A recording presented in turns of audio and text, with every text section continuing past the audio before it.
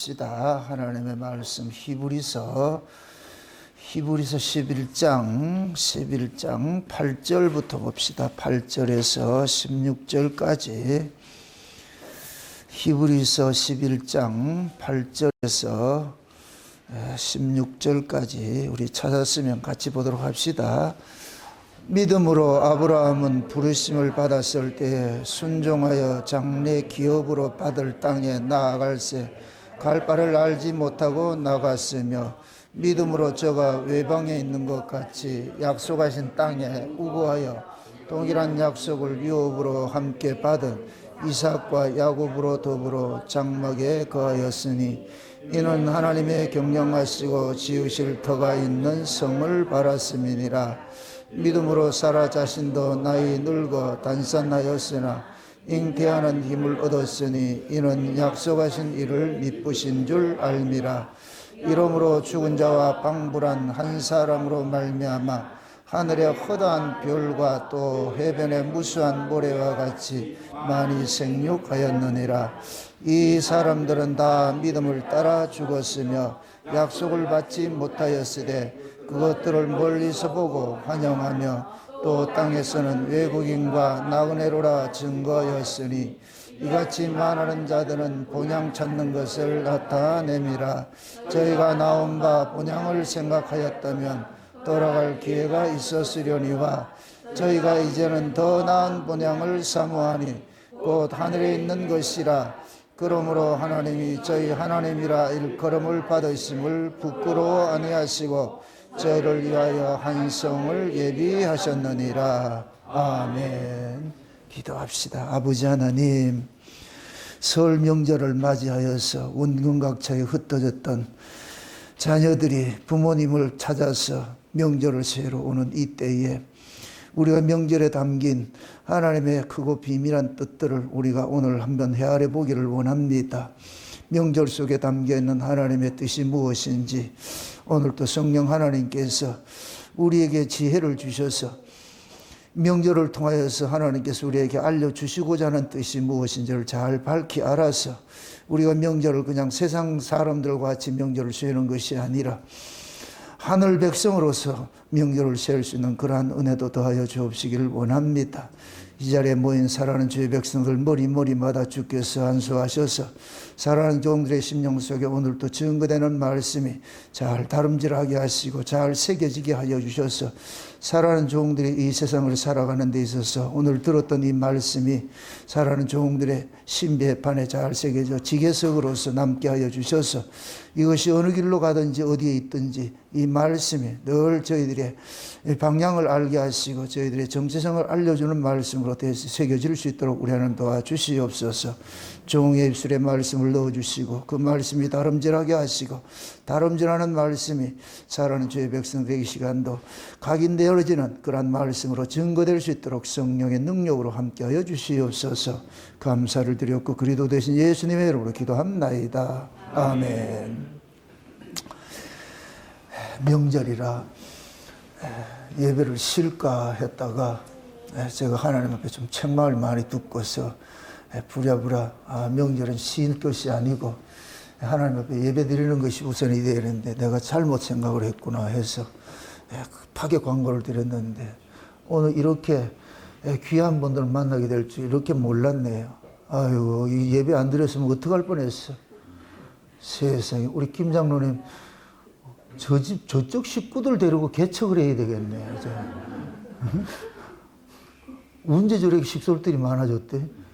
아유, 참 몰라. 이렇게 가족들이 많은 게 참 다복하고 보기 좋죠. 그리고 또 오늘 또 멀리서도 이렇게 오시고, 아유, 오늘 예배 드리기로 잘했다는 생각이 들었어요. 참고로 주일날 저는 이제 예배 쉬는 걸 별로 안 좋아해요. 거의 예배를 빠진 적이 없는데 이번에는 배려를 한다고 명절날이 또 설날이고 이래가지고 수요일이고 그래서 쉽시다 큰맘 먹고 했는데 마음이 영 개운치가 않아서 세상에 먹은 것이 체해가지고서 거의 한 30년 목회하기 전이니까 뭐 옛날에 내가 좀 이렇게 직장 생활을 하면서 좀 개부신 짓을 했을 때가 있어요. 그때는 예수도 제대로 잘 믿지 않고 이런 때에 그를 한때 뭐 술 먹고 좀 토한 적이 있는데 그때 토해보고 지금 처음 토해봤어. 아주 죽을 뻔했어요. 그래서 그날 밤에 아이고 하나님 얼마나 책망을 하는가. 그래서 내가 새벽에 여러분들한테 문자 보낸 거예요. 예배를 드려야 되겠다. 이건 옳은 게 아니다. 세상이 지금 이렇게 어지러운 때에 예배를 쉰다는 건 말도 안 되는 소리고 이래서 오늘 이렇게 보니까 참 생각 잘했구나. 제 생각이 아니고 하나님께서 우리 교회를 사랑하셔서 이런 또 예배 자리를 만들고 또 여러분들이 멀리 이렇게 흩어졌던 우리 자녀들, 형제들이 다 모여서 이렇게 예배할 수 있다는 게 얼마나 감사한지요. 늘 얘기를 하실 것 같으면 지금은 요셉의 풍년 시기입니다. 말씀을 들을 수 있는 시기예요. 그 말씀을 들을 수 있는 시기가 늘 오지 않아요. 지금 특히 우리나라 같은 경우는 지금 요즘에 벌어지는 환경을 볼 것 같으면은 나라가 공산화되면은 여러분 예배 드리고 싶어도 못 드려요.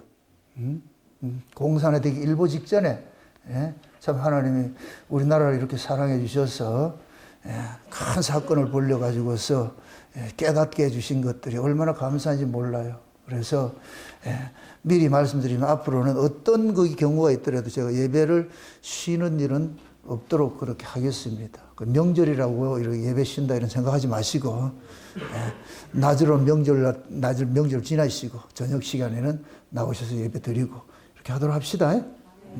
그래서 오늘은 하나님이 명절 특집에 대해 가지고서 우리가 명절이 되면 다 고향 찾아오는데 고향의 정의는 내가 물론 태어난 곳이지만은 실제 내가 태어난 곳을 그게 이제 장소적인 의미로서는 내가 태어난 곳이지만은 그것을 이제 우리가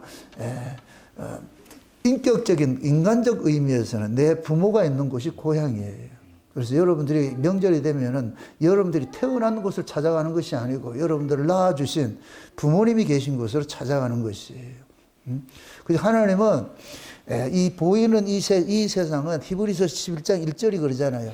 보이는 것은 보이지 않는 것으로 말미암았다. 그러면 이건 얘기는 보이는 이 세상은 보이지 않는 저 세상에서 온 거예요. 그러니까 보이지 않는 저 세상이 원본이고 여기는 복사본이에요.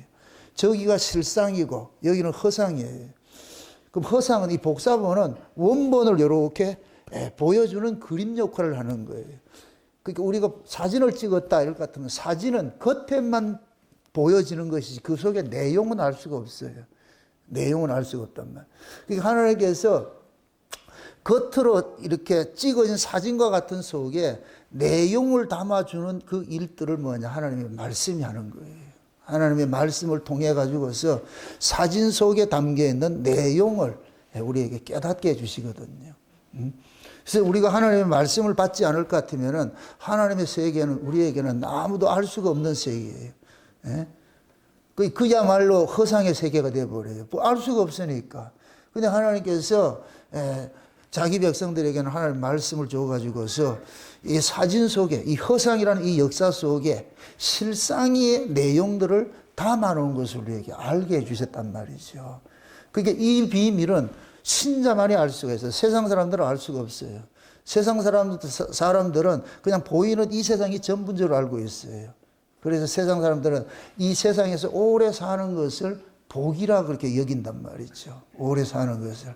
그러나 성경은 이 세상에 오래 사는 것을 복이라 그렇게 말하지 않아요. 여러분들 구약의 복과 신약의 복을 아셔야 되는데 구약은 물질에 관한 물질 세계를 가지고서 하나님 나라를 설명을 하는 거예요.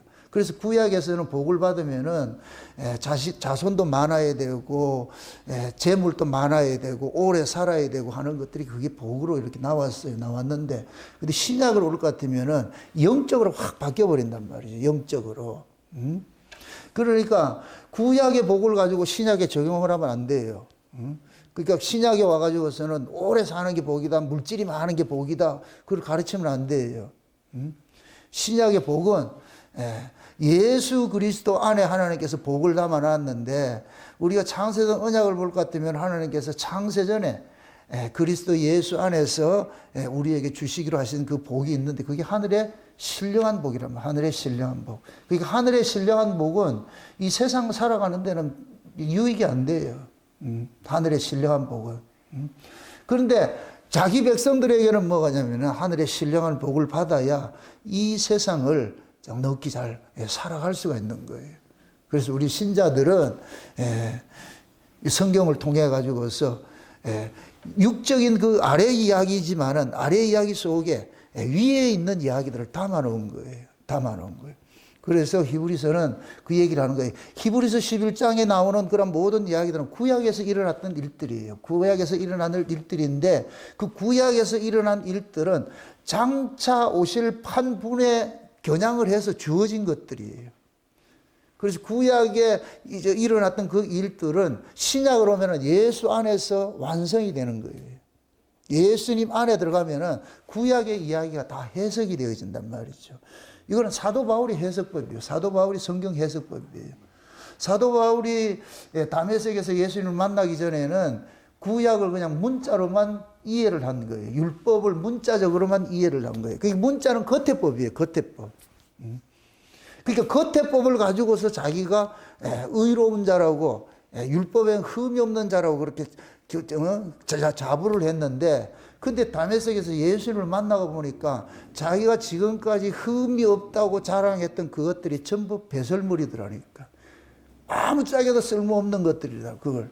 그래서 바울은 다메섹에서 예수님을 만나고 나가지고서 바울이 예수님을 만난 것이 아니고 예수님이 바울을 찾아갔지요. 구원이 어떻게 주어지느냐? 예수님이 찾아오심으로 주어지는 거예요. 그럼 예수님은 누구를 찾아가느냐? 창세전에 어린 양의 생명책에 농명된 자들을 찾아가는 거예요. 반드시 찾아가게 돼 있어요. 반드시. 그래서 신자는 자기가 만난 예수님의 증거를 가지고 있어야 돼요. 이게 신자예요. 이 증거를 갖지 않은 사람들은 그냥 교인이에요. 썬데이 크리스찬 같이 교회에 왔다 갔다 하는 사람들이고, 예수를 만난 사람들이 있어요. 그건 분명히 자기 증거를 가지고 있다고. 그게 쉬운 얘기로 자기 증거를, 예수를 만난 증거가 없는 사람은 바울이 율법 아래서 특심하게 했다고 하는 그러한 모습, 구약 사람이라고, 구약 사람. 예수님의 증거를 가지고 있는 사람은 신약 사람이고, 근데 구원의 서정이 구약부터 신약으로 오는 거예요. 그래서 먼저 교회로 불러가지고서 처음 완전 만나지 마라. 교회 오자마자 예수님 만나는 거야. 그랬으면 참 좋겠죠. 물론 그러한 사람도 있을 수 있어요. 그러나 하나님의 그 구원의 서정을 볼 것 같으면은, 그러니까 세상에서 교회로 부르심을 입고 교회에서 뭐가 일어나느냐? 예수를 만나는 사건이 일어나는 거예요. 그럼 예수를 만나는 사건이 일어날 때는 그 사람이 구약 사람이 신약 사람이 되는 거예요. 그게 신약의 사람은 성령으로 거듭난 사람을 신약의 사람이라고 그러잖아요. 그죠? 그 신약의 사람을 그래서 새로운 피조물이라고 그러고. 그럼 새로운 피조물은 뭐냐? 위로부터 난 사람이에요. 위로부터.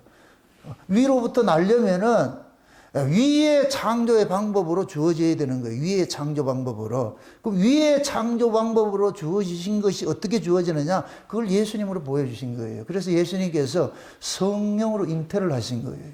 성령으로. 그 성령으로 잉태하신 그 사건이 하나님의 위의 방법이라니까. 아래 방법은 뭐냐? 부족 모혈로 태어나는 것인데 위의 방법은 뭐냐? 성령으로 잉태하는 것이에요.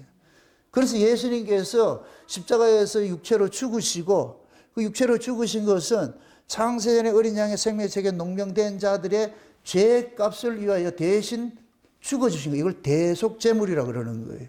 그게 예수님이 죽어주심으로 인하여서 우리가 죄 없다 여기심을 잊게 된 거예요. 내가 의인이 된 것이 아니고 죄 없다 여기심을 입은 거예요. 이걸 여러분들 놓치면 안 돼요.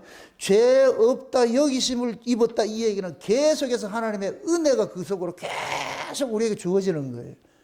내가 죄인에서 의인 됐다 이럴 것 같으면 은혜가 필요 없어져 버려요. 그리고 죄 없다 여기심을 입게 해주신 그 바탕에 뭐가 있나? 예수님의 죽으심이 있는 거예요. 그래서 하나님은 자기 백성들에게 예수님의 죽으심의 그 흔적들을 자꾸만 남기는 일을 하는 거예요. 그래서 신자들은 세상에 살면서 비록 우리는 칭의적인 의미에서는 우리는 의인이에요. 하나님이 법정적으로 넌 의롭다, 하나님이 의롭다 여기셨어 이럴 것 같으면 우리는 의인이에요. 그러나 하나님이 보시기에 우리를 의롭다 여겨주시는 의인이지 내가 의인이라서 의인된 게 아니란 말이죠. 우리는 여전히 죄인인데 하나님께서 예수님 때문에 우리를 뭘 여겨주신다? 의롭다 여겨주시는 거예요. 여겨주시는 거예요. 그럼 여겨주시는 그들에게, 의롭다 여겨주신 그들에게 예수님이 부활하시고 올라가셔가지고서 아버지로부터 성령을 받아가지고서 자기 백성들에게 보내주신 거예요. 그럼 성령이 오면은 비로소 뭐가 되느냐? 성령으로 잉태한 모습과 똑같은 것이 돼요. 그게 성령으로 거듭난다 그러는 거예요.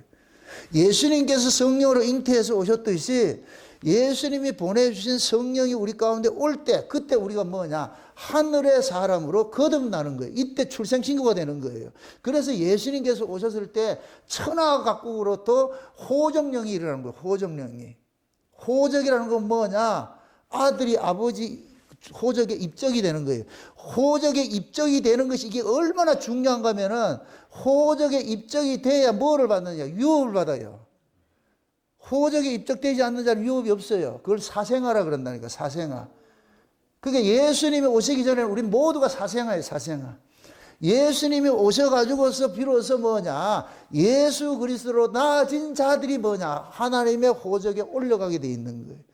그럼 이렇게 예수님으로부터 나아진 자들은 창세전에 어린 양의 생명책에 농명된 자들이래. 어린 양의 생명책에 농명된 거예요. 어린 양의 생명. 그래서 어린 양이 낳는 거예요. 그래서 예수 그리스도를 통해서 우리가 뭐를 받았냐? 구원을 받은 자들이에요. 이러면 우리는 뭐냐? 위로부터 난 거예요. 위로부터 났단 말이죠. 그럼 위로부터 난 사람은 고향이 어디예요?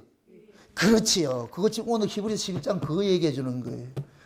우리가 위로부터 나면은 우리의 고향이 어디냐? 위인 거예요. 그럼 두 고향이 있죠. 육체로 난 사람은 아래 고향이 있는 것이고 위로부터 난 사람은 위의 고향이 있는 것이죠. 그러니까 성도에게는 두 고향이 있는 거예요. 두 고향이라 아까 제가 고향의 의미를 정의를 뭐라 그랬어요? 부모이라 그랬죠.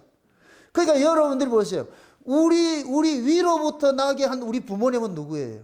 하나님이지요. 여러분 하나님은 아버지가 되고 예수님이 어머니 역할이 되는 거예요. 그 영적 의미에서는 예수님이 우리 어머니와 같은 거예요. 그래서 예수님이 우리를 낳았다 그러는 거예요.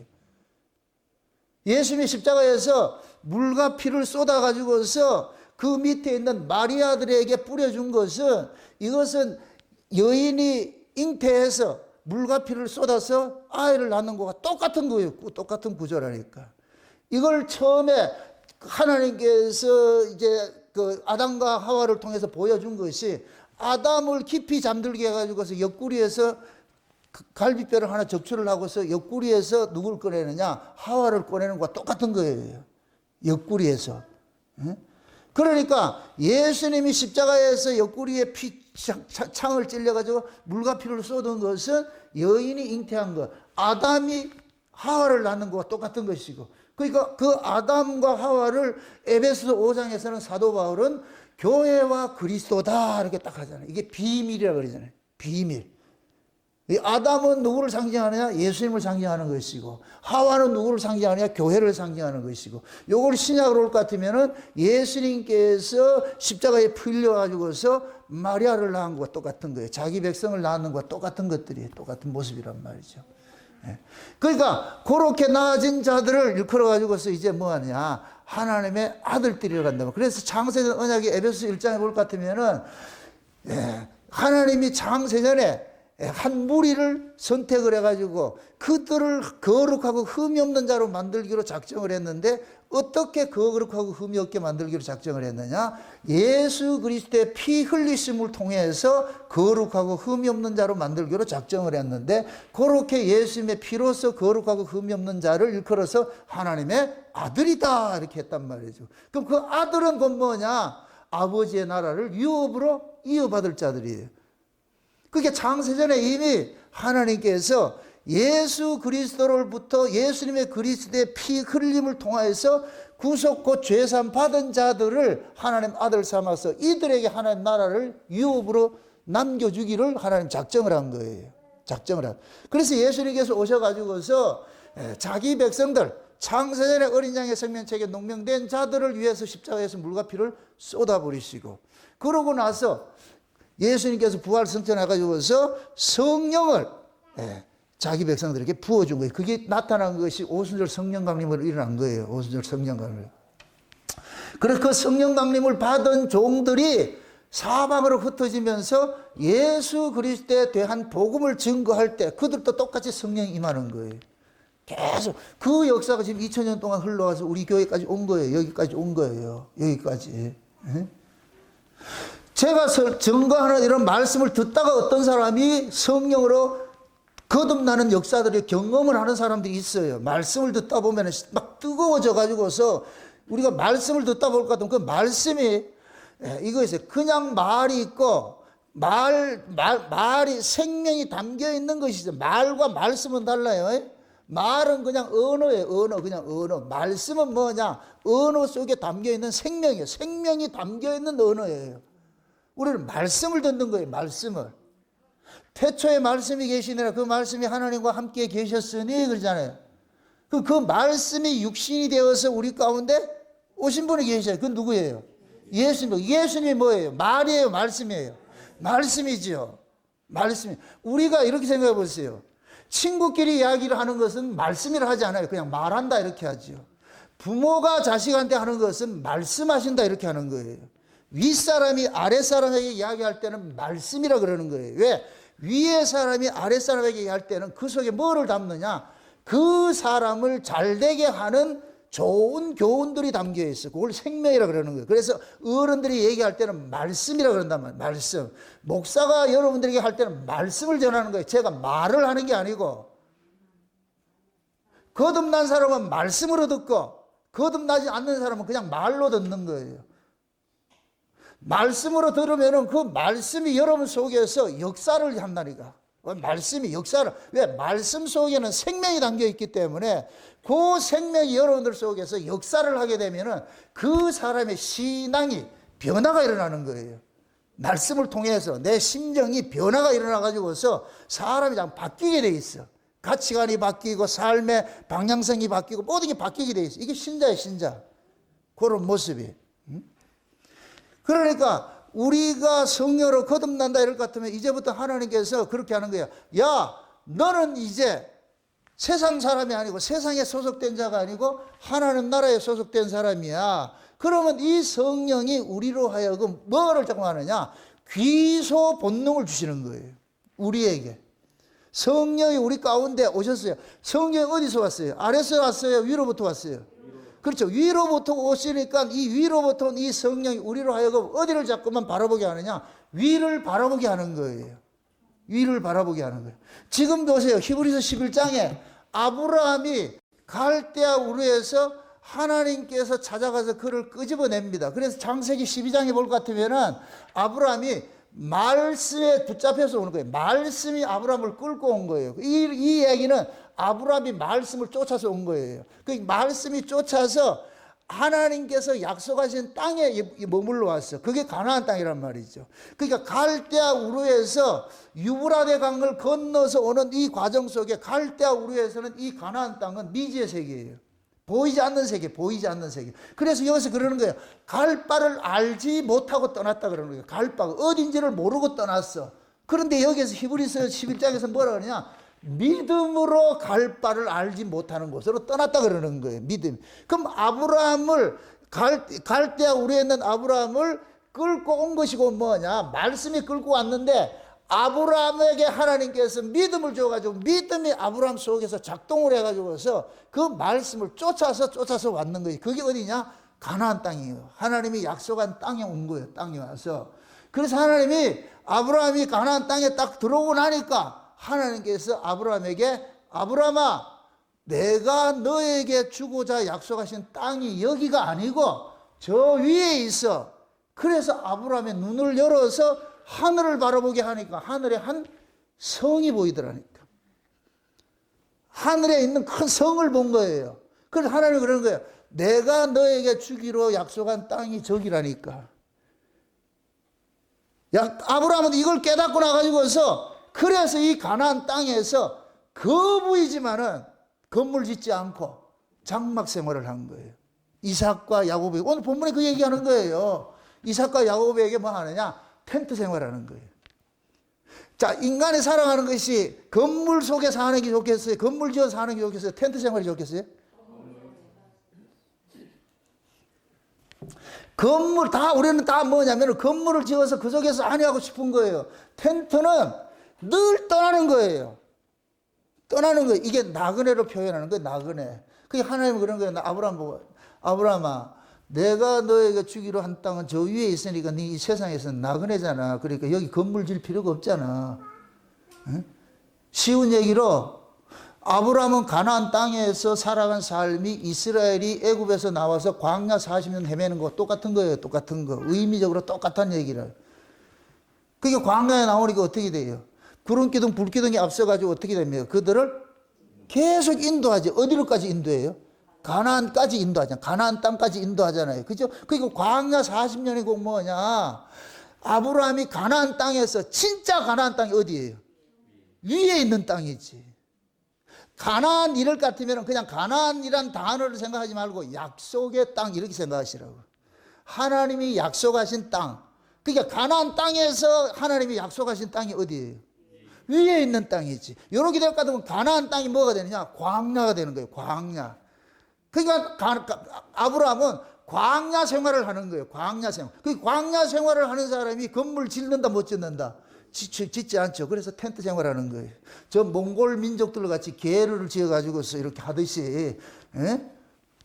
그렇게 해서 짓고 살았다니까. 살면서 아브라함은 그러는 거예요. 자기 자식들한테, 손주하고 자식들한테 그러는 거예요. 그들에게 다 앉혀놔 놓고 크게 이야기를 해주는 거예요. 제가 꿈에도 내 늙어서 하고 싶은 그 이야기가 딱 이거예요. 내가 나이 들어서 은퇴를 해가지고서 그래서 아이들이 다 올 것 같으면 무릎에 앉혀놔 놓고 내가 그 얘기를 해주고 싶어. 아브라함처럼 이삭과 야곱과 그 아들들이 막 올 것 같으면 그들에게 하나님께서 보여준 하늘에 있는 한 성에 대해서 얘들아 우리가 이 땅에 사는 것은 그 아브라함 얘기해 줄 거 아니에요.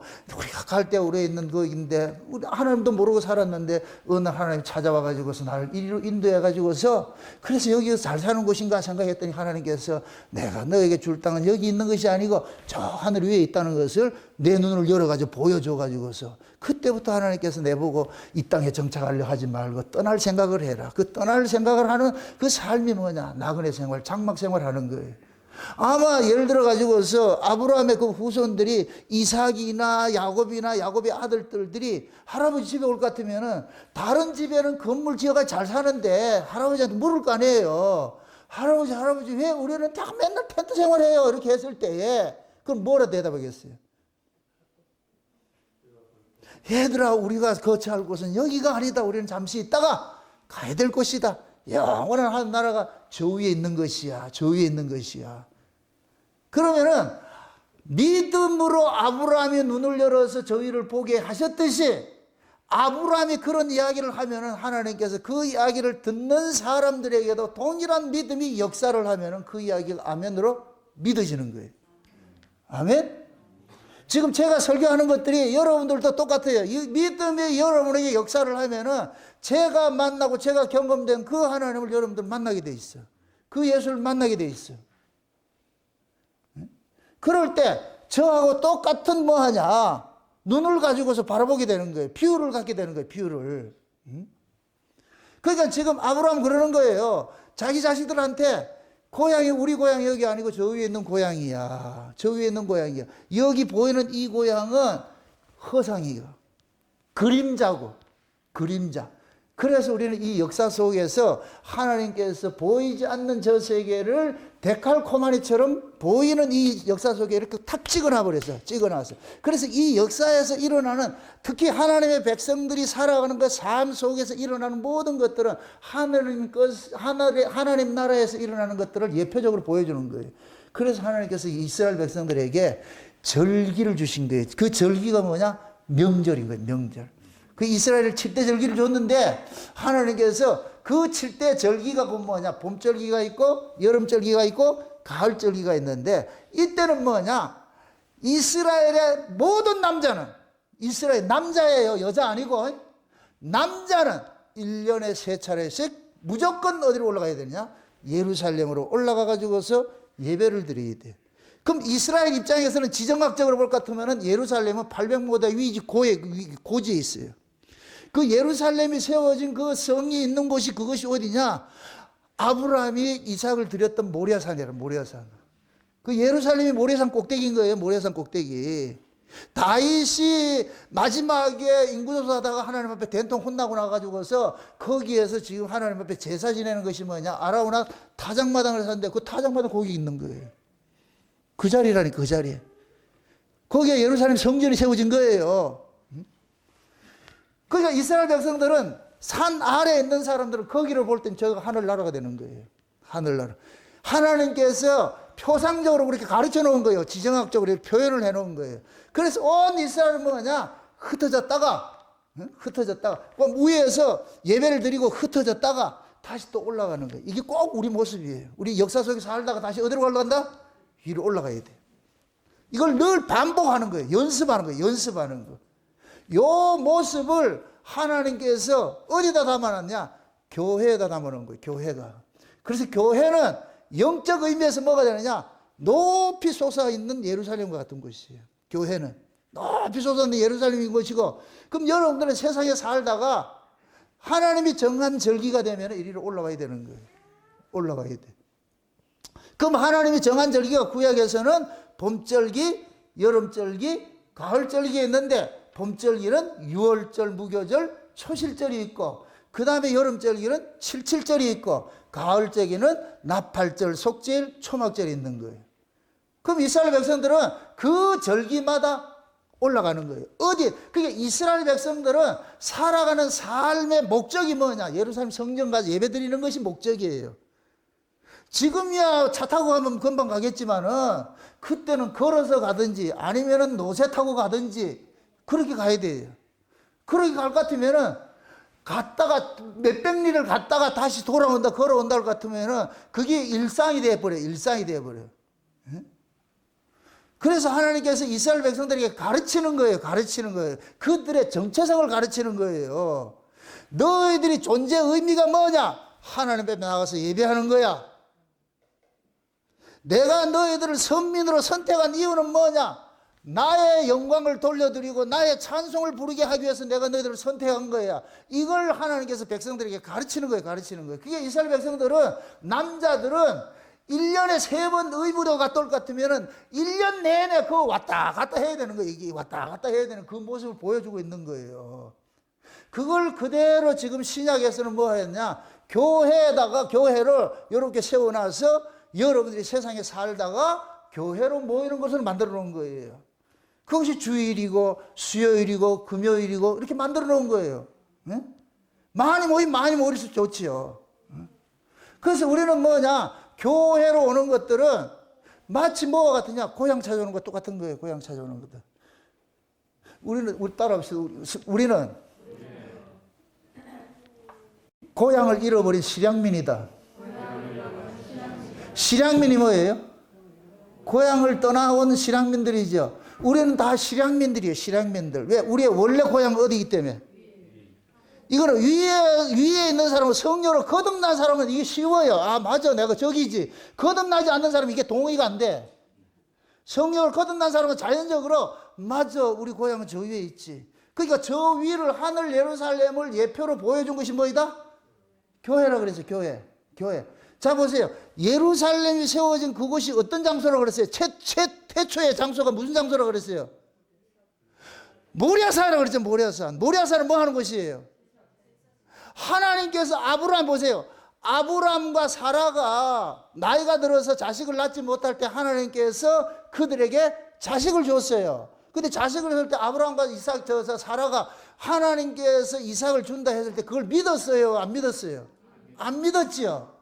그러니까 이삭은 아브라함의 자식이 아니에요. 하나님의 자식이죠. 하나님께서 그래서 이삭을 일컬어서 말씀으로, 약속으로 낳아진 약속의 아들이라고 그런 거예요. 약속의 아들. 그래서 하나님께서 아브라함에게 약속의 아들을 준 거예요. 그럼 약속의 아들을 줘가지고 하나님 그러는 거예요. 아브라함아, 내가 너에게 준 그 약속의 아들을 내 제단에 바쳐. 그래서 아브라함이 이삭을 데리고 어디로 가느냐? 하나님이 지시하는 산으로 가야 돼. 한 산이 있어. 아무 산이 아니고 하나님이 지시하는 한 산. 그 하나님이 지시한 그 한 산이 어디냐? 모리아산인 거예요. 모리아산.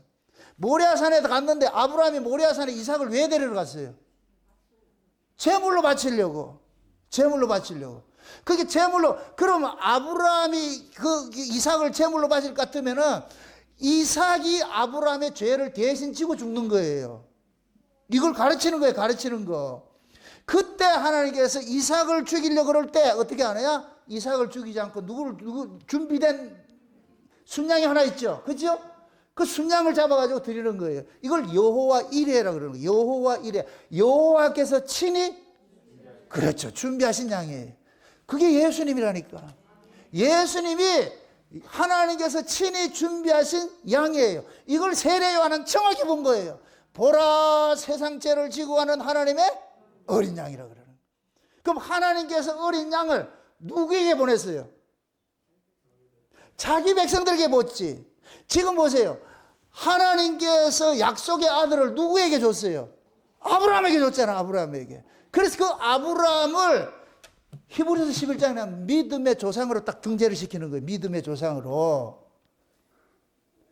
아브라함을 통해 가지고 하나님께서 믿음의 조상을 삼으러 온 것은 이러한 방식으로 하나님께서 일을 한다는 것을 보여주는 거예요. 보여주는 거. 그럼 이 아브라함도 하나님께서 주신 약속의 아들 때문에 아브라함이 사는 것이 돼버려요. 이해되죠? 네. 그래서 그 아브라함을, 아브라함 낳은 아들을 사도 바울은 성령의 감동으로 정확하게 보고서 그리스도다 그러는 거예요. 이삭이라 하지 않고 그리스도라 그렇게 얘기를 하는 거예요. 그럼 이삭은 그리스도의 예표가 되는 것이죠. 아멘?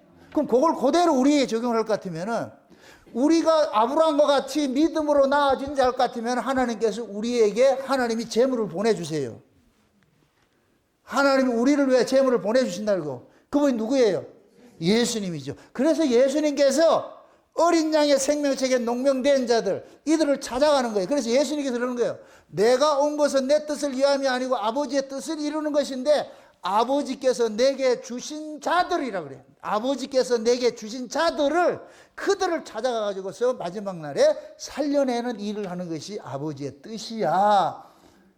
그럼 예수님께서 이 땅에 올 때 아버지로부터 생명책에 농명된 이 생명책을 가지고 있어요. 그 속에 농명된 자들을 예수님께서 친히 찾아가가지고서, 우리는 모르고 살았는데 예수님이 친히 찾아와가지고서 우리에게 알려주는 거예요. 내가 너 위해서 제물로 왔어.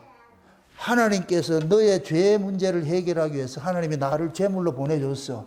그러면 그 사람은, 예수를 만난 사람은 주여 당신이 나의 그리스도입니다 그런 거예요.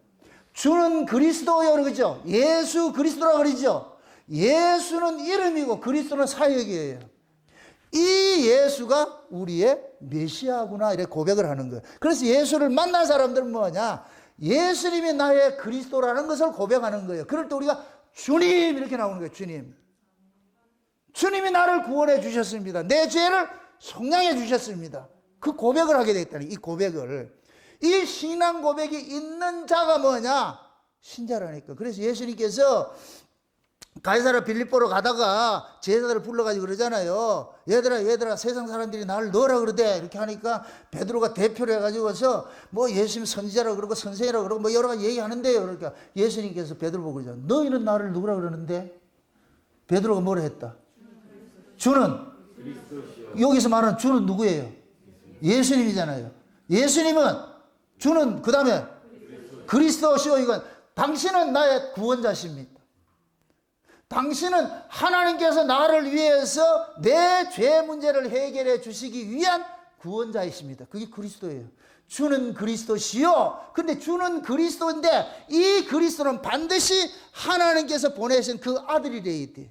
하나님이 지목한 그 아들이래야 돼. 아무나 내가 그리스도를 하면 안 돼. 하나님이 지목해서 보내신 그분이래야 돼. 베드로가 정확하게 고백을 하는 거예요. 주는 그리스도시요 하나님의 아들이시니다. 이 얘기를 직역을 하면은, 당신은 하나님께서 나에게 보내진 하나님의 아들로서 내 죄를 담당하실 주님이십니다. 이 고백하는 거예요. 그 고백을 하는 거예요. 그때 예수님께서 베드로 보고 그러잖아요. 바요나 시몬아, 네가 복이 있도다. 네가 복을 받은 놈이구나. 이는 네가 나를 이렇게 알게 된 것은 네 실력이 아니고 하늘에 계신 내 아버지께서 너에게 알려준 거야. 이렇게 될 건 베드로는 누구예요? 어린 양의 생명책에 농명된 자가 되는 거예요. 어린 양의 생명책에 농명된 자. 그러니까 어린 양의 생명책에 농명된 자는 정확하게 예수님이 누군 줄 알고 있어. 누구시다? 예수님 누구시다? 하나님이 우리를 위해서 보내신 하나님의 아들인데 그분은 나의 죄를 대신 지고 속량해 주실 나의 구주십니다. 이 고백이 나오는 거예요. 아멘? 그럼 이렇게 하늘로부터 거듭난 사람은 이 역사를 살아가는 데 있어가지고서 자기가 살아가는 삶의 목적이 딱 하나밖에 없어. 아, 예수님은 나의 그리스도야. 예수님은 나의 구주야. 그걸 주님이라 그러고 때로는 왕이라 그러고 그렇게 하는 거예요. 그 고백을 하는 거예요. 그럼 그 사람의 일생은 이제부터 누구의 일생을 살아가느냐? 예수님은 나의 그리스도라는 고백하는 일생을 살아가는 거예요. 이게 신앙 고백적 삶이에요. 뭐 짜들이 일만이 하는 게 아니고 그 일하는 거는 부수적으로 나타나는 현상이라 나타나는 현상. 이게 목적이 아니고 중요한 건 뭐냐? 예수님이 나의 그리스도라는 이 고백을 가지고 있는 사람은 이제는 이 역사 속에 살면서 어떻게 하느냐? 아브라함처럼 뭐 하느냐? 나그네 인생을 살게 돼 있어. 나그네 인생을 살게 돼 있어. 그럼 나는 가야 될 것이 있다는 걸 아는 거예요. 그래서 신자에게 하나님께서는 신자에게는 성령을 주시면은 그 성령이 우리로 하여금 자꾸만 우리의 시선을 어디로 향하게 하느냐? 저 위를 바라보게 하는 거예요. 위를 봐라, 위를 봐라, 위를 봐라. 네가 이 땅에 살게. 너는 이 땅에 존재하는 자가 아니고 네가 가야 할 고향이 저기 있느니라. 고향이 저기 있는. 그럼 여러분들은 이런 설날을 맞아가지고 명절로 부모님 찾아왔는데 진짜 여러분들은 부모님을 찾아왔으면서도 진짜 부모를 찾아가는 그 일을 해야 되는 거예요. 아멘? 그럼 여러분들은 육적인 아래 명절을 통해서 영적인 위의 명절을 즐길 줄 알아야지. 지금 이 자리에 여러분 잘 오신 거예요. 지금 이 자리에 참석하니까 이걸 알게 되는 거예요. 이게 여러분들의 고향이 어딘지를. 그래서 우리가 하나님 나라가 고향으로 둔 사람들은 이 역사 속에서 뭐 하느냐? 나그네와 외국인으로 사는 거예요. 외국인이 뭐예요? 외국인은 그 나라에 살면서도 그 나라 사람이 아닌 게 외국인이잖아요. 맞습니까? 나그네는 그 동네를 살면서 그 동네 사람이 아닌 것이 나그네예요. 외국인은 그 나라에 살면서 그 나라 백성이 아닌 거예요. 그 나라 백성이 아니니까 그 나라에 대한 관심을 가져야 된다, 안 가져야 된다? 안 가져야 되지. 그래서 하나님께서 자기 백성들 성령으로 거듭나면 이상하게 가치관이 확 바뀌어버려요.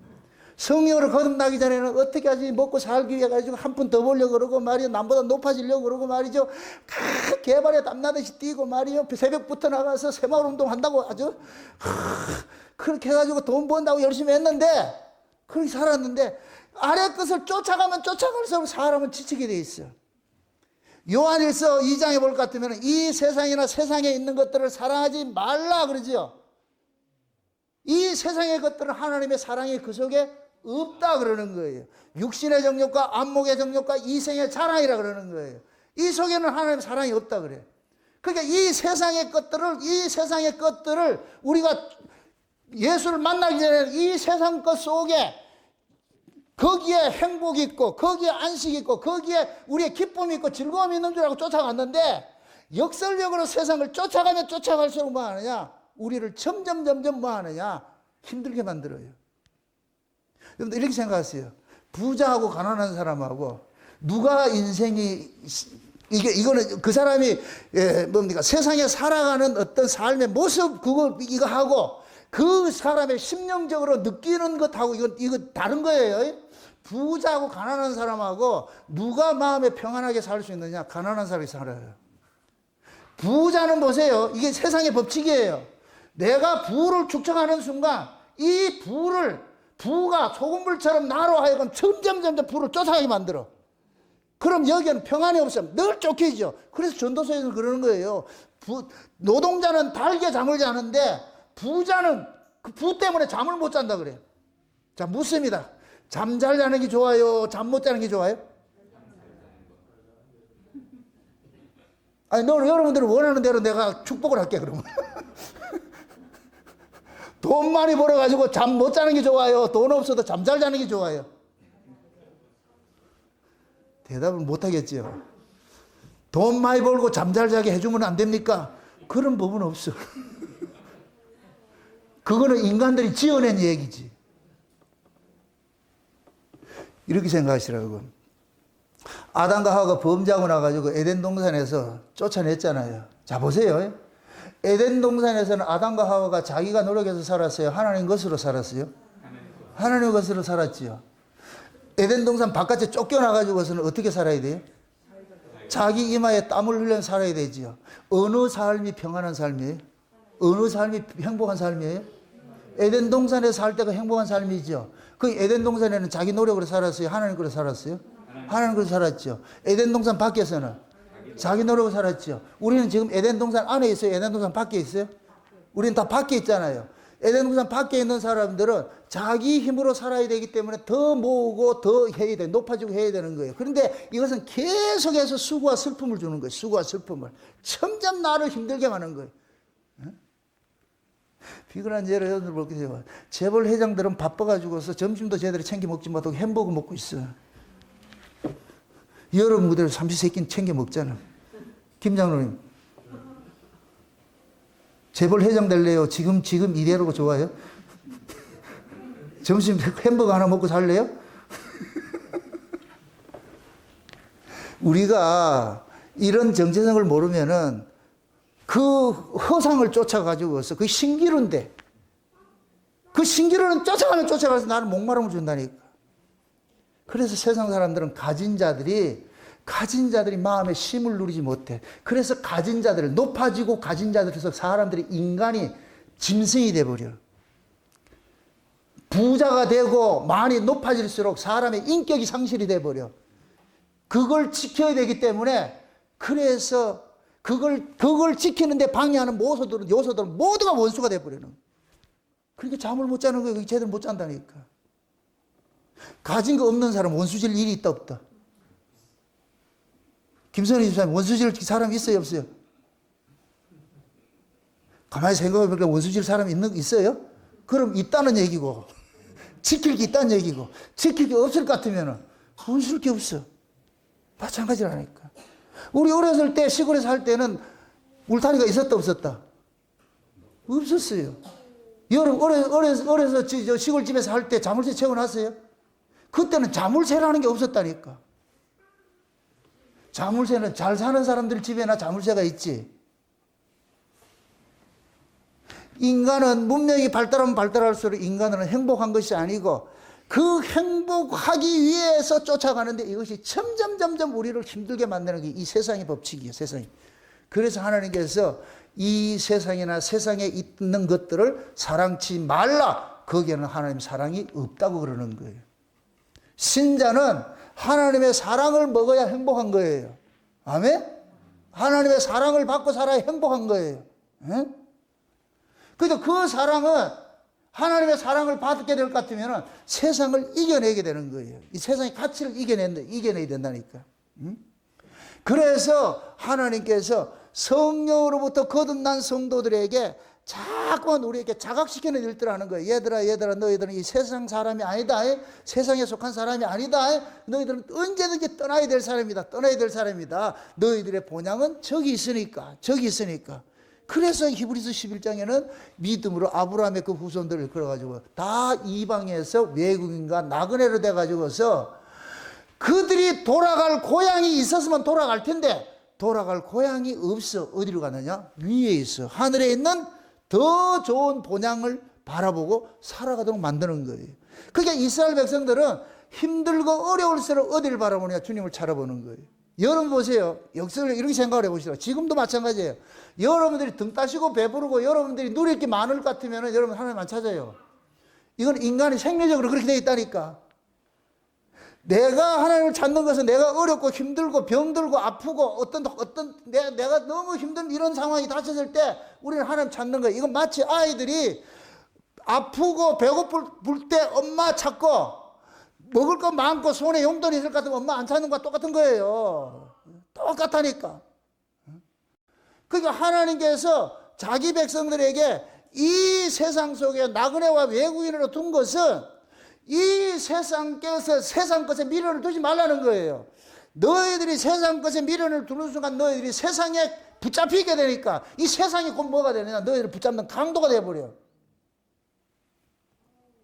그래서 하나님께서 자기 백성들에게 세상의 것들이 허상이라는 것을 알려주는 일들을 계속 하는 거예요.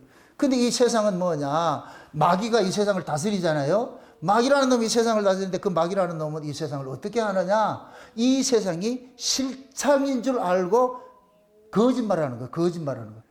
그래서 마귀라는 놈은 세상에 가서 예수님을 찾아와 가지고서 예수님을 시험할 때 전부 세상 거예요. 돌이 떡되게 해주고 천하만국에 부귀영화를 준다 그러고 권세를 준다 그러고 니를 영광되게 해준다 그러잖아요. 그런 게 우리 인간들이 추구하는 게 그거잖아요. 재벌되고 싶어하는 것이고 세상에 부귀영화 누리는 것이고 내 명예를 떨치는 것이고 내 이름을 드러내는 것이고 내가 영광받는 것이고 그 일을 하고 있잖아요. 그런데 하나님께서 그 속에는 하나님 사랑이 없다 그래요. 하나님이 손이 작아서 주시지 않는 게 아니에요. 다 주실 수 있는 분인데 안 주시는 이유는 하나님께서 자기 백성들에게 이 세상 걸 잡으면은 이 세상 것이 우리의 발목을 잡는 것이 되기 때문에 그래서 하나님께서 안 주신다고. 여러분들이 열심히 연하고 살았는데 열심히 살았는데 인생이 이게 내가 원하는 대로 안 풀린다. 그게 정석이에요. 하나님께서 여러분들이 지금 사랑하고 있다는 증거예요. 막말로 여러분들이 원하는 대로 여러분 인생이 잘 풀렸을 것 같으면 지금 이 자리에 이 명절날 저녁에 이 자리에 앉아 있을 사람이 누가 있어? 요번에 이 설 명절 맞이해가지고서 어떤 분이 유튜브를 봤는데 탄식을 하면서 그러는 거예요. 한국은 폐업을 해야 된다 그래. 폐업을 해야 된대. 이게 무슨 자조적인 이야기인데 살만 하니까 전부 외국으로 하는 거예요. 인천공항에 발디딜 틈이 없어. 얼마나 많이 모였는가. 그러면서 이분이 얘기하는 그런 거예요. 왜 월요일 날을 공휴일을 만들어 놔가지고서 이거는 놀자고 이게 망하자고 하는 짓거리라는 거야. 망하자고 하는 짓거리라는 거예요. 이걸. 그러니까 전부 다 놀러 가는 거예요. 놀러 가는 거. 그러니까 이 사람은 자영업을 하고 이렇게 하는 사람들이 봤을 때는 미치는 거예요. 미치는 거예요. 이게 나라가 망하자는 짓이지. 물론 또 놀러 가는 사람들은 할 말이 있겠죠. 우리는 평소에 열심히 한 해 동안 열심히 일해가지고 간다 이렇게 하겠는데 다 자기 그게 있겠죠. 사람은 보세요. 만약에 그 인천공항에 외국으로 놀러 가는 사람들이 먹고 사는 것이 빠듯할 것 같으면 가라는데 간다 안 간다. 만약에 공휴일 날 월요일을 그냥 임시 공휴일을 하지 말고 그냥 일하라 이렇게 할 것 같으면 그 사람들은 그걸 더 좋아하지. 내가 먹고 살기 힘들 때는 내게 일을 할 수 있는 여건이 그것이 가장 행복한 거예요. 근데 지금은 먹고 살만 하다 보니까 뭐하냐? 자꾸만 뭐하냐? 놀 생각을 하는 거예요. 놀 생각을 하는 거예요. 그래서 하나님께서 자기 백성들에게 이 세상에 부귀영화를 안 주는 이유가 그거예요. 안 주는 이유가. 물론 하나님께서 각자 분복들이 있기 때문에 어떤 사람은 아리마다 요셉처럼 잘 살게 해주는 사람도 있을 수 있어요. 그러나 대부분 하나님께서 자기 백성들 우리 체질을 아시기 때문에 많은 것들을 그렇게 주지를 않는다니까. 그래서 늘 힘들고 어려운 환경 속에서 누구를 바라보게 하느냐? 우리를 바라보게 하는 거예요.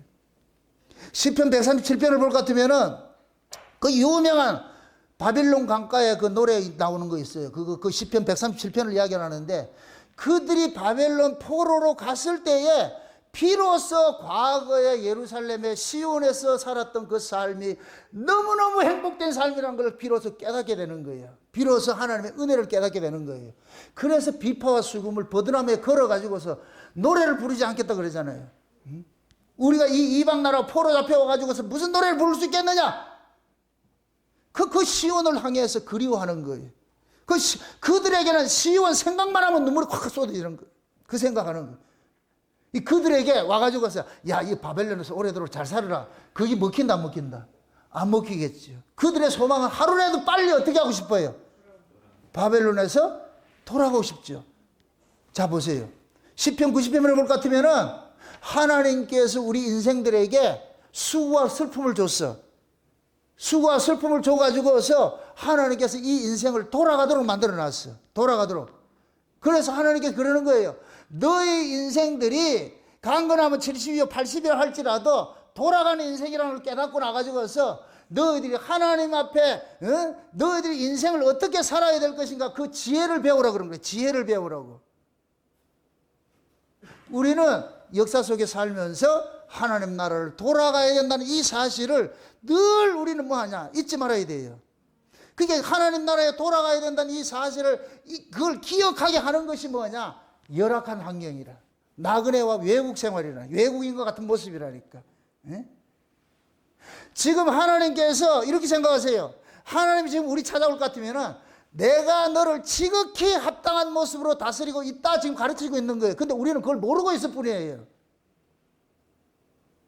믿음을 받으면은 지족하는 마음이 생기고 지족하는 마음이 생기면은 자족하는 마음이 생긴다 그랬어. 믿음을 받으면은 이 삶조차도 하나님이 내게 주신 큰 은혜구나. 이걸 깨닫게 되는 거예요. 이걸 깨닫게 되는 거예요. 그래서 하나님은 지금도 마찬가지예요. 자기 백성들에게 계속해서 우리의 정체성을 알려주는 일들을 하는 거예요. 우리 정체성을 알려주는 일들. 그 정체성을 알려주는 그 일들이 곧 뭐냐. 날마다 우리를 이 세상은 나그네 인생이라고 외국인 인생이라고 우리가 고향이 돌아갈 고향이 저 위에 있다는 걸 알게 하는 거예요. 그걸 우리는 뭐냐 이런 명절을 통해 가지고서 하나님께서 학습 효과를 지금 알려주는 거예요. 얘들아 명절 되면 부모 찾아가고 싶지? 부모 있는 곳에 가고 싶지? 그러같이 너희들이 진짜 가야 될 고향이 어딨냐? 저 위에 있다. 너희들의 진짜 부모는 저 위에 있다. 역사 속에 있는 부모와 모든 형제들은 다 템포러리야. 템포러리. 하나님이 위의 것을 가르치기 위해서 주신 제도예요. 제도. 그러니까 우리는 육적으로 내 부모가 있는 곳으로 찾아가는 그 마음이 영적으로는 위에 계신 하나님을 향하는 그 마음들을 가져야 되는 거예요. 그게 육적으로 찾아온 것도 귀한 거예요. 여기에 머무르지 말고 어디를 바라보라? 위를 바라보라. 지금 김장로님 같이 자녀들이 많이 왔어요. 그럼 자녀들은 무릎에 앉혀놔 놓고 얘들아 여기가 아니고 어디다? 얘기했죠? 얘들아 인생이 여기가 아니고 저 위에 있느니라. 저기를 소망 보고 살자. 너무 욕심 부리지 말고 있는 바 족한 줄 알고 너무 지치게도 살지 말고 적당하게 그렇게 살아라. 많이 가졌다고 많이 쓰게 되는 것도 아니고 적게 가졌다고 못 쓰는 것도 아니고 하나님께서 때를 따라 다 적당하게 만들어 놨으니까 그 믿음으로 네가 살 것 같으면 다 만족하고 살 수 있어. 그걸 우리에게 가르치는 거예요. 가르치는 거. 이것이 깨달아지는 사람일 것 같으면 하루하루를 천국으로 사는 것이고 이것이 깨달아지지 않는 사람일 것 같으면 날마다 뭐 하냐 지옥으로 사는 거예요. 원망불평하는 거예요. 원망불평하는 거예요. 여러분들이 이렇게 생각하세요. 여러분들이 지금 은혜를 받느냐 안 받느냐는 뭘로 알 수 있느냐. 여러분의 입술에 원망불평이 나오면 여러분 은혜 받지 못하고 있는 거예요. 원망불평이 나오면 은혜 받지 못하고 있어. 감사와 찬송이 나오면 그 사람은 은혜 받고 있는 거예요. 있는 바 족한 줄 알고 아이고 이만해도 감사하지. 아이고 이 정도만 사는 것도 이것도 대단한 일들이지. 세상에 우리가 지금 이렇게 살고 있다는 건 말도 안 돼. 이런 자세로 사는 사람은 그 사람은 지금 보관에 들어가는 사람이고 맨날 불평해. 왜 내가 이렇게 했는데 이만큼밖에 안 되고 나는 왜 이러냐 이렇게 할 것 같으면은 그 사람은 영영 지금 뭐 하냐 마음의 쉼을 누리지 못하고 있는 거예요. 여러분 보세요. 두 가지 천국이 있어요. 실제 우리가 가야 될 천국이 있어요. 이건 예수님께서 재림하시면 우리를 데려가는 곳이에요. 그러나 영적으로 오시는 것이에요. 예수님은 재림이 이것도 또 중요한 얘기는 잘 이해하고 들으세요. 예수님의 재림은 두 번 일어나요. 예수님께서 십자가에 죽으시고 부활했다가 성령으로 우리 가운데 오신 것은 영적으로 재림된 거예요. 예수님이 우리 안에 재림이 될 것 같으면 이쪽에 오실 것 같으면 여기에 뭐가 이루어지냐 하나님 나라가 이루어지는 거예요. 하나님 나라가. 그럼 하나님 나라가 이루어질 것 같으면은 예수님이 우리 안에 이루어진 이 하나님 나라는 먹고 있고 마시는 가치가 아니고 성령 안에서 의와 평강과 희락의 이 가치를 사는 거예요. 그럼 성령 받은 사람은 세상의 물질적 가치를 쫓아가는 것이 아니고 영적 가치를 가지고 살기 때문에 그 사람이 삶의 환경과 상관이 없이 어느 곳 어느 환경 속에서도 이 기쁨 빼앗기지 않아요. 감사 잊지 않아요. 그 사람 지금 천국 누리는 거예요. 요렇게 천국을 누리는 사람이 나중에 그 천국 가는 거예요. 진짜 천국에 가는 거예요. 지금 이 천국 누리지 못하는 절대 거기를 못 가요. 지금 이 역사 속에 이 천국을 누리는 사람은 하나님께서 미래 천국의 보증으로 준 거예요. 보증으로. 그래서 예수님께서 성령으로 우리 가운데 오신 예수님이 있어야 장차 재림으로 오신 예수님을 영접을 한다니까. 쉬운 얘기로 우리 안에 성령으로 와 계신 예수님이 재림하는 예수를 소망하고 기다리게 하는 거예요. 우리가 하는 게 아니고. 마치 세례 요한하고 마리아가 엘리사벳하고 마리아하고 둘이 만났을 때 뱃속에 있는 두 아이가 어떻게 해요? 서로 난리가 나잖아요. 세례 요한하고 예수님이 서로 알아봤잖아요. 그럼 그걸 우리의 식으로 얘기할 것 같으면 우리 속에 성령으로 와 있는 이 예수님께서 다시 오실 예수님을 알아보고 난리를 치는 거예요. 우리 안에서 막 좋아가지고서 말이야. 그분이 오신다, 그분이 오신다, 진짜 오신다, 진짜 오신다. 우리가 이렇게 징징거리고 있을 때 우리를 탁 지금 깨우치면서 야 이놈아 이게 세상이 전부가 아니야. 지금 저분이 오시는데 뭘 그거 가지고 그러냐. 있는 바 족한 줄 알고 감사하고 살아. 그럴 것 같으면 그 사람은 현재 천국을 누리는 사람이고. 아멘? 그래서 우리가 구원을 받게 될 것 같으면은 미래에 이루어질 일들을 현재 속에 하나님께서 우리 안에서 이루어지게 만들어 주신다니까. 그럼 이것이 이루어진 사람은 이 역사 속에서 아무리 환경이 지옥 같아 할지라도 그 안에서 뭘로 사느냐? 천국을 사는 거예요. 그 사람으로 살았던 사람이 바울이에요. 바울이 40에 하나 가난 이 매를 맞아 엉덩이가 피투성이 됐는데 지하 감옥에 집어넣었는데 지하 감옥은 죽음과 같은 곳이에요. 그런데 거기에서 뭐 하느냐? 기도와 찬송하고 있어. 이거는 세상 사람들 입장에서는 이해 불가. 거기에 들어가 같은 뭐 해야 돼? 원망을 해야 돼. 불평을 해야 돼. 근데 바울은 거기서 찬송을 하고 기도하고 있어. 그때 옥토가 움직이고 착고가 풀리는 일들이 나는 거예요. 그 열악한 환경을 이길 수 있는 힘을 주는 거예요. 이길 수 있는 힘을. 그냥 바울이 옥속에서 지하 감옥 속에서 하나님을 찬송하고 기도했다니까 그 하나님께서 바울의 손을 들어가지고서 간수들을 바울 앞에 무릎 꿇게 만들어가지고서 우리가 어떻게 해야 구원받습니까? 그렇게 하더라니까. 그러니까 바울이 그러잖아요. 주 예수를 믿으라. 그리하면 너와 내 집이 구원을 얻으리라 그랬어요. 전세가 역전됐잖아. 누가 누구를 위로해야 되는데 간수가 죄인을 위로해야 되는데 거꾸로 죄인이 간수를 위로하고 있어. 그렇게 해서 세워진 교회가 빌립보 교회라니까. 루디아하고 같이 세워진 교회가 개척 멤버라니까 그 사람들이. 그래서 빌립보에 그러는 거예요. 너희 안에 이 마음을 품으라. 그리스도 예수의 마음이다. 우리 마음속에 그런 마음을 주셨다니까. 그래서 여러분들 이번 설 명절을 통해 가지고서 내가 육적인 부모를 찾아오는 이 명절만 지키지 말고 진짜 영적 하나님을 찾아가는 영적 부모인 우리 하나님을 찾아가는 실제 명절의 실체를 여러분들 아시고 돌아가시길 바랍니다. 오늘 여러분들이 이 자리에 불러준 것은 이 말씀 들으라고 불러준 거예요. 부디 이 말씀 듣고 이 말씀을 따라서 여러분들이 남은 인생을 넉넉하게 2025년도 새 지금 역동적으로 말이죠. 어떤 환경 속에서든지 나는 나그네구나. 내가 가야 할 고향이 저 위에 있구나. 이걸 깨달으시고 그 나라를 소망하면서 날마다 기쁨과 감사로 살아가시길 주 여러분 축원드립니다. 기도합시다. 아버지 하나님 감사합니다. 하나님의 크신 은혜가 오늘 또 우리의 마음을 주장해 주셔서 성령의 위로와 교통하심이 우리 속에서 날마다 다름질하게 하여 주셔서 그의 나라와 그의 의를 구하며 우리의 가야 될 그 영원한 본향을 날마다 소망하며 살아갈 수 있는 저들 될 수 있도록 도와주시옵소서. 2025년도 한 해 동안에는 어떤 환경이든지 그 환경에 제약받지 말게 하시고 환경을 벗어나서 하늘 위에서 아래를 바라보고 넉넉히 이기며 살아갈 수 있는 저들 될 수 있도록 도와주시옵소서. 감사를 드리고 예수님의 이름으로 기도합나이다. 아멘.